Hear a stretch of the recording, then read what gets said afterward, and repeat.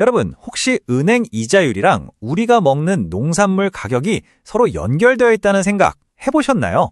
오늘은 바로 그 비밀을 한번 파헤쳐 보려고 합니다. 농산물 가격을 움직이는 대한민국 농협의 아주 흥미로운 내부 전략, 지금부터 함께 보시죠. 자, 이 질문 한번 보세요.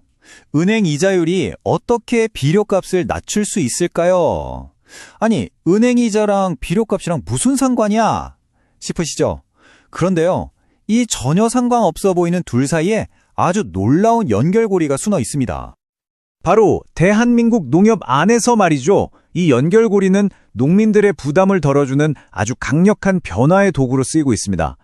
이건 그냥 돈을 나눠주는 그런 차원의 얘기가 아니에요. 굉장히 체계적인 전략인데 지금부터 그 내부 작동 원리를 속속들이 파헤쳐 보겠습니다. 자, 우선 이 모든 이야기가 왜 시작됐는지 그 배경부터 짚고 넘어가야겠죠? 바로 농민들이 직면한 현실적인 문제입니다. 바로 끝도 없이 치솟는 비용 부담이죠. 우리가 마트에서 보는 신선한 채소나 과일, 전부 농민들의 땀에서 시작되잖아요. 그런데 이분들이 농사를 지으려면 꼭 필요한 게 있죠. 바로 비료나 농약 같은 자재들입니다. 이 가격이 계속 오른다? 그럼 당연히 농가의 소득은 줄어들고 결국 우리 식탁 물가에도 영향을 줄 수밖에 없는 구조입니다. 바로 이 문제를 어떻게 해결할까 하는 고민에서 오늘의 이야기가 출발합니다. 그래서 농협은 이 문제를 해결하기 위해 크게 두 가지의 강력한 카드를 가지고 있습니다. 이 두 가지 방법이 어떻게 다른지, 또 각각 어떤 장점과 단점이 있는지, 이걸 비교해보는 게 오늘 이야기의 핵심이라고 할 수 있겠네요. 자, 화면을 한번 보시죠. 왼쪽에 있는 건 빠른 해결책입니다. 말 그대로 농협이 번 돈에서 일부를 떼서 직접 지원해주는 방식이에요. 오른쪽은 시스템적 해결책. 이건 좀 근본적인 접근인데요. 조직 내부에서 돈이 도는 비용, 그러니까 이자를 낮춰서 아예 원가 자체를 내리는 방식입니다. 하나는 눈에 보이는 현금 지원, 다른 하나는 보이지 않는 구조를 바꾸는 거죠. 그럼 첫 번째 카드부터 한번 자세히 들여다볼까요? 가장 눈에 잘 띄고 이해하기 쉬운 방식이죠. 바로 교육지원 사업비를 활용한 직접 지원입니다. 교육지원 사업비. 이름이 좀 딱딱하죠? 근데 알고 보면 아주 간단합니다. 농협이 금융사업 같은 걸로 돈을 벌잖아요? 그 순이익의 일부를 따로 떼서 예산을 만들어요. 그리고 그 돈으로 조합원들, 즉 농민들의 비료값이나 농약값을 직접 깎아주는 겁니다. 농민 입장에서는 뭐랄까, 일종의 현금 캐시백을 받는 것과 똑같은 거죠. 이 표를 보시면 핵심이 딱 보이죠. 이 방식의 가장 큰 장점은 뭐니 해도 체감도입니다. 비료 한 포대에 2,000원 할인, 이렇게 눈에 딱 보이니까 농민들이 내가 혜택을 받고 있구나 하고 바로 느낄 수 있죠. 하지만 아주 치명적인 단점도 있어요. 바로 예산의 한계. 준비해둔 돈이 다 떨어지면 지원도 그걸로 끝이라는 겁니다. 자, 그럼 이제 두 번째 방법으로 넘어가 볼게요. 이건 조금 더 복잡해 보일 수 있지만 훨씬 더 근본적이고 지속 가능한 방식입니다. 바로 내부 시스템 자체를 건드리는 내부금리 인하 전략입니다. 자, 여기서 내부금리, 영어로는 FTP라는 좀 낯선 단어가 나오는데요. 이게 뭐냐면요. 아주 쉽게 설명해 드릴게요. 농협이라는 큰 집이 있다고 한번 상상해 보세요.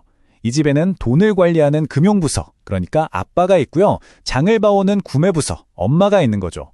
근데 엄마가 농민들 줄 비료를 사오려면 아빠한테 돈을 빌려야 해요. 근데 공짜가 아니에요. 이자를 내야 합니다. 바로 이 집안 식구끼리 내는 이자가 내부금리인 거고요. 당연히 이 이자는 비료값에 포함되겠죠? 그러니까 이 내부 이자를 낮추면 비료의 원가 자체가 확 내려가는 겁니다. 이 표를 한번 보세요.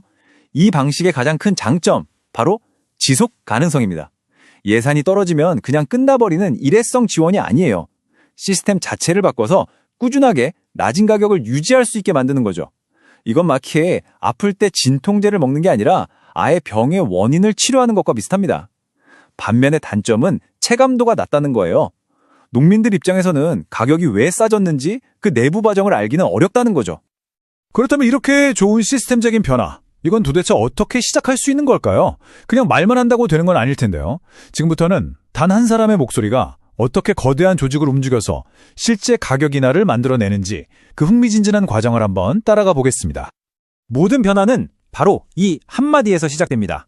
대의원 총회 같은 공식적인 자리에서 어떤 대표자가 용기 내서 이렇게 외치는 거죠. 지금 원자재 값 때문에 농가 부담이 너무 큽니다. 우리 금융부서가 이익을 조금 덜 보더라도 구매부서가 돈 빌릴 때 내는 이자, 그 내부 금리를 낮춰서 비료 가격을 내려야 합니다. 이게 바로 변화의 방아쇠를 당기는 순간입니다. 이 요구가 현실이 되는 과정은 크게 세 단계로 볼 수 있습니다. 첫째, 총회에서 공식적인 요구가 터져 나옵니다.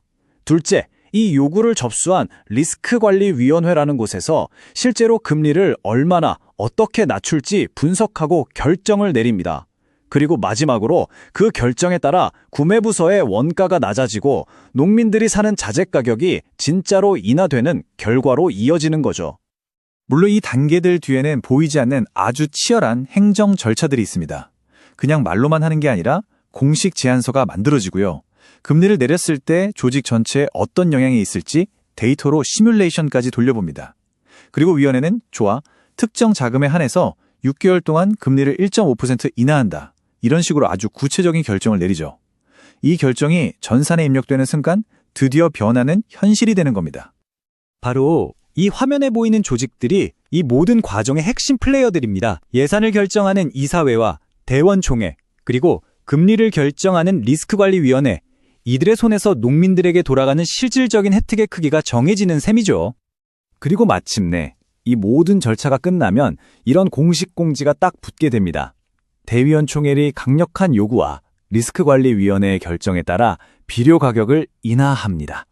누가 어떤 과정을 통해 이 변화를 이끌어냈는지 아주 투명하게 공개하는 거죠. 한 사람의 목소리가 실질적인 가격 인하로 이어진 정말 멋진 결과물 아닙니까? 자, 그럼 직접 지원과 시스템 조정 둘 중에 뭐가 더 좋은 방법일까요? 정답은 둘 다 쓰는 것입니다. 진짜 현명한 농협들은 이 두 가지 카드를 아주 영리하게 조합해서 사용하고 있었습니다. 바로 이 문장에 그 핵심 전략이 담겨 있습니다. 그냥 예산만 써서 흉내만 낼 게 아니라 먼저 내부 금리 체계부터 손을 봐서 판매 가격의 기초 체력, 그 베이스 자체를 낮춰놔야 합니다. 그리고 나서도 부족한 부분이 있다면 그때 예산을 투입해서 메꿔주는 게 진짜 효율적인 경영이 아니겠습니까? 정말 설득력 있는 논리죠. 바로 이겁니다. 가장 이상적인 하이브리드 전략의 핵심이죠. 먼저 1단계 기반 다지기로 내부 금리를 낮춰서 가격 구조 자체를 튼튼하게 만드는 거예요. 그리고 2단계로 그렇게 했는데도 여전히 부담이 남는다면 그때 추가 지원 카드로 교육 지원 사업비라는 예산 부스터를 투입해서 한 번 더 가격을 낮춰주는 겁니다. 뼈대를 튼튼하게 세우고 부족한 살은 영양제로 채우는 완벽한 전략이라고 할 수 있죠. 오늘 우리는 농협의 사례를 통해서 눈에 잘 보이지 않는 내부 규칙 하나를 바꾸는 것이 얼마나 큰 변화를 만들어낼 수 있는지 확인했습니다. 근데 이건 비단 농협만의 이야기는 아닐 겁니다. 어쩌면 여러분이 일하는 회사나 속해 있는 어떤 공동체에도 조금만 들여다보면 모두에게 더 좋은 방향으로 바꿀 수 있는 이런 숨겨진 규칙 같은 게 있지 않을까요? 오늘 이야기가 바로 그 규칙을 찾아내는 작은 힌트가 되었기를 바랍니다.